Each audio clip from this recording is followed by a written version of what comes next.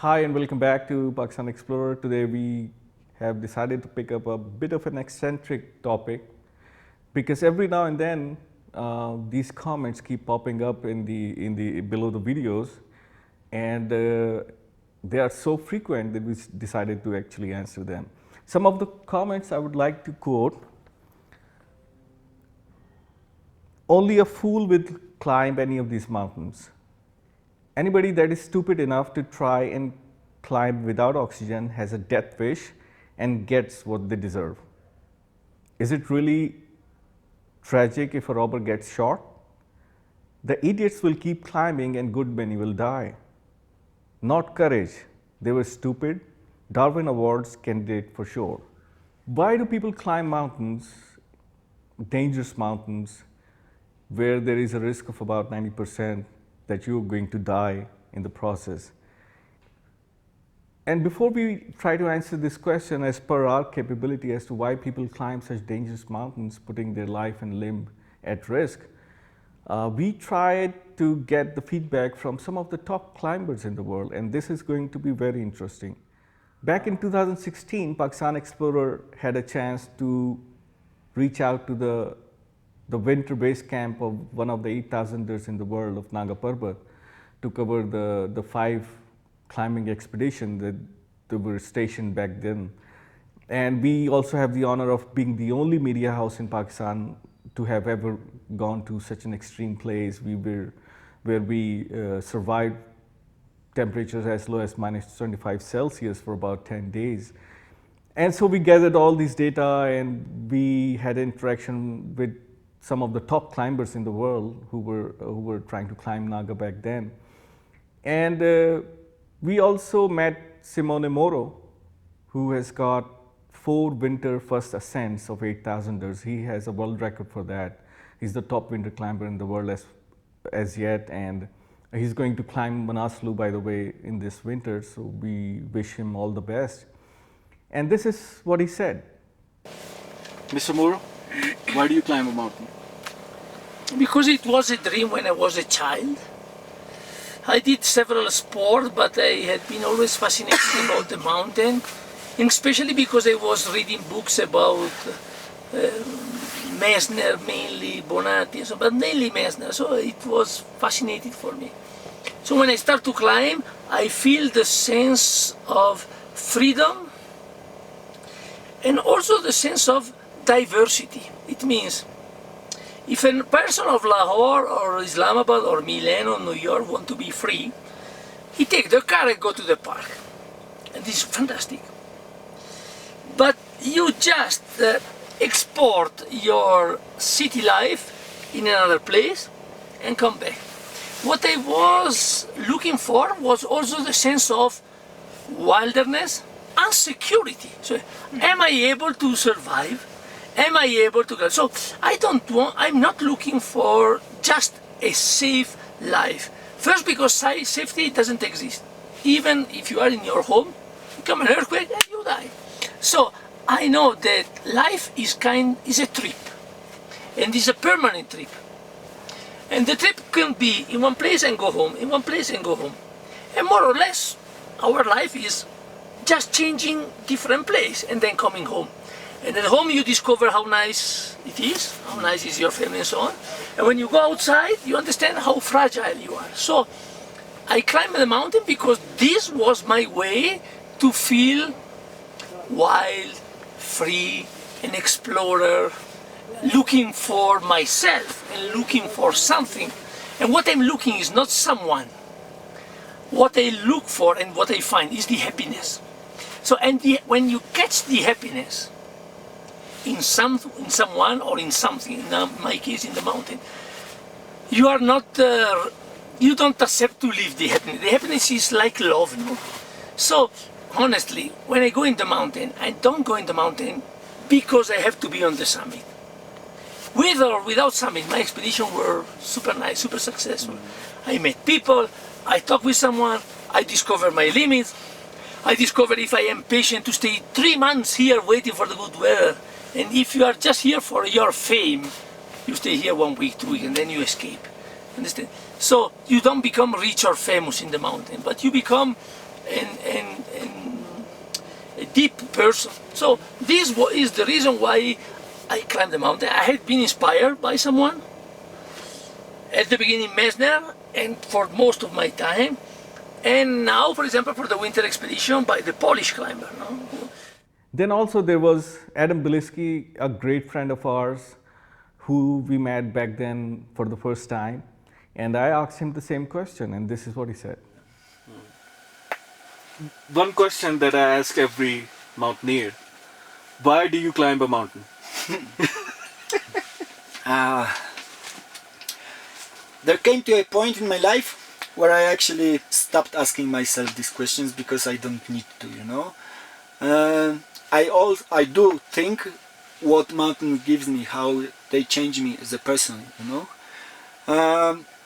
But to be a climber, to put your life in climbing, because it's many years of training, of preparation, it's a very complex thing, you know. So it's hard to answer this question, and I think all climbers, to some extent, they climb for the same reason. We find the same thing in the mountains, but there are also some personal reasons, you know.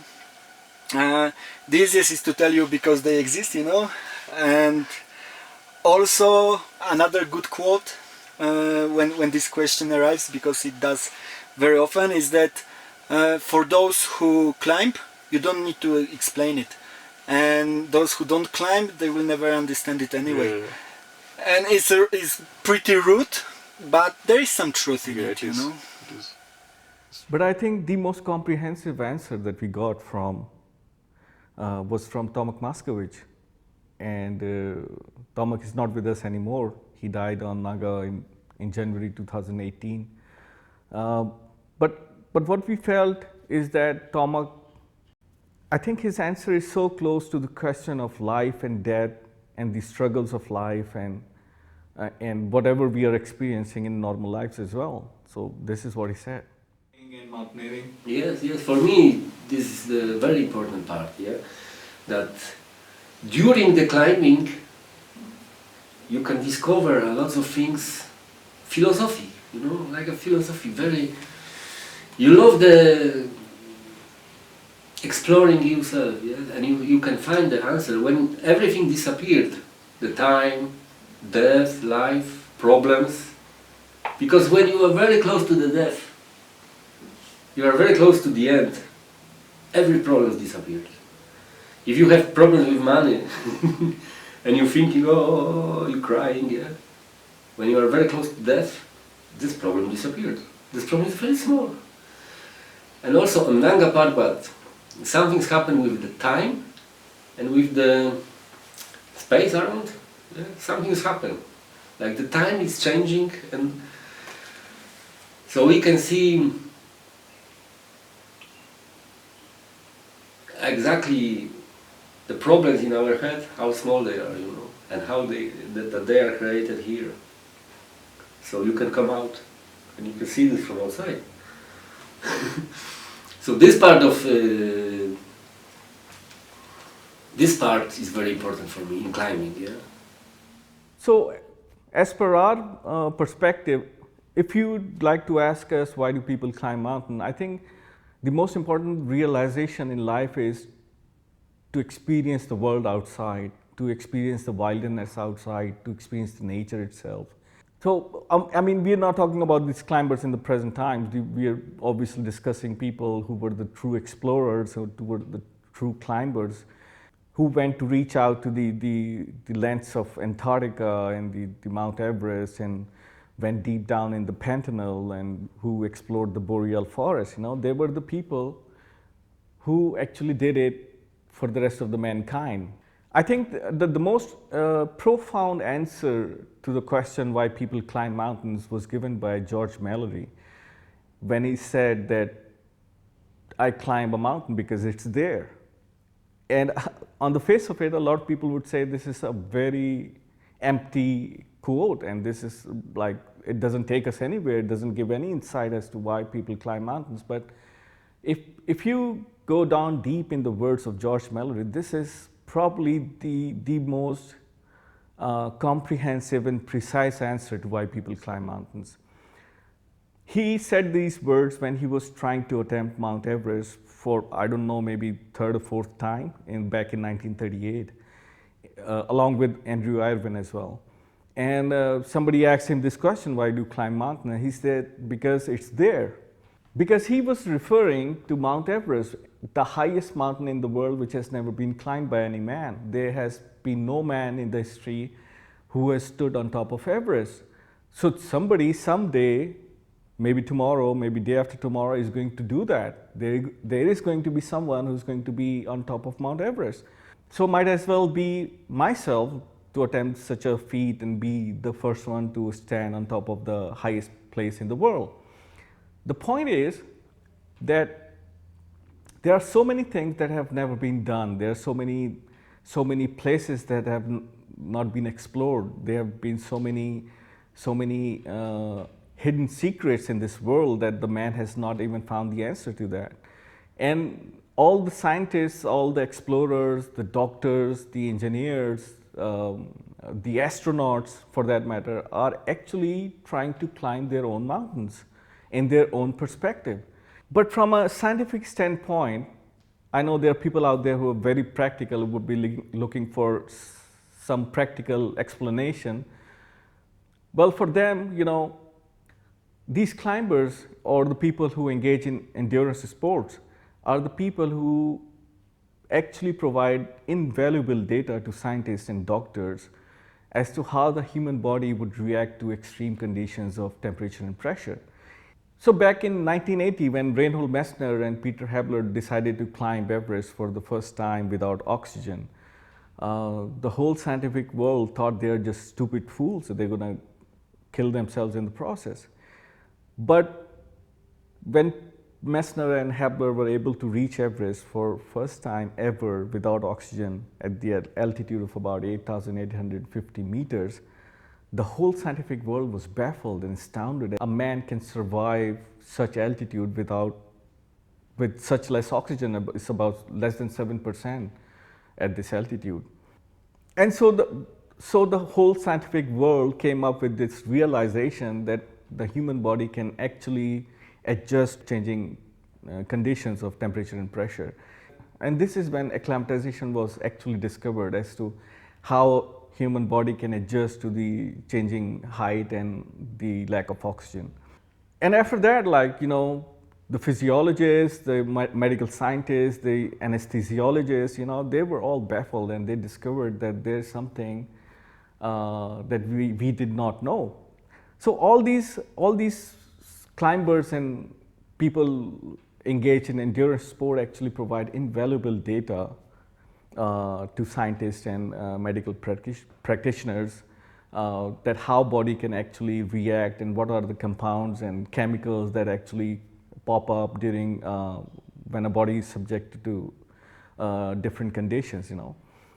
So I think this explanation would profoundly answer the question as to why people climb such high mountains. But even if you're still intrigued as to why they do such a stupid thing, I would like to quote Helen Keller, who said, "Life is a big adventure or nothing at all." And if you know the history about Helen Keller, she was deaf and dumb from the age of 19 months. So I would suggest you reach out to your friend who is differently abled. People have so many disabilities. Some people have some are crippled, some have the problem of hearing, some are deaf and dumb, some are autistic, some are OCDists, right? And even people who are colorblind. So I would suggest you reach out to such a friend and ask him or her that had she or he been a normal human being, what would be the first thing they would have done in their life? And I bet they're going to say that we would have climbed the highest mountain in the world. And people who ask these questions as to why people climb such dangerous mountain, you need to go out and explore an off the beaten track. Go out, explore the wilderness, try to reach out the place that no man has ever been. Try to do a solo hike, and you would come to the realization that life is much, much more than paying the bills and working 9 to 5. I think this would answer the question. Thank you very much for watching. Until we meet again.